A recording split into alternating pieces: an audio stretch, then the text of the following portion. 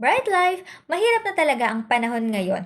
Sa dami ng gastusin at mahal ng bilihin, mahirap na talagang mag-ipon. Halos wala nang natitira sa sweldo para ipunin pa. So this is the part 3 of our tipid series. Number 1, ibenta mo na yung mga gamit na hindi mo na kailangan sa bahay. Yung mga matagal nang hindi nagagamit at napupuno na lang ng alikabok. Yung mga hindi na nag-i-spark ng joy sa'yo at hindi na nagbibigay ng happiness. I-post mo lang yan sa iyong mga social media platforms at marami ang bibili niyan. Nakalinis ka na ng bahay, kumita ka pa ng pera.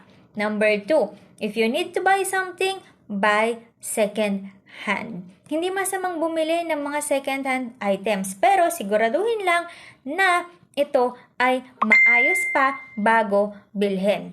Number 3, magtalaga ng no spend day once a month. Gawing habit ang isang araw kada isang buwan na wala ka talagang gagastusin maliban na lang sa mga fixed expenses.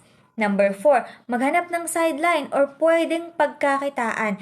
Isipin mo yung talent mo. Pwede kang mag-bake, pwede kang magbenta ng damit, pwede kang magbenta ng mga lutong ulam, pwede kang mag-resell ng mga items, pwede ka ring mag-apply sa amin para makakita ng extra income. And number 5, invest in something. Kung meron kang extra money, ilagay ito sa isang investment tool na makakapagpalago ng iyong pera.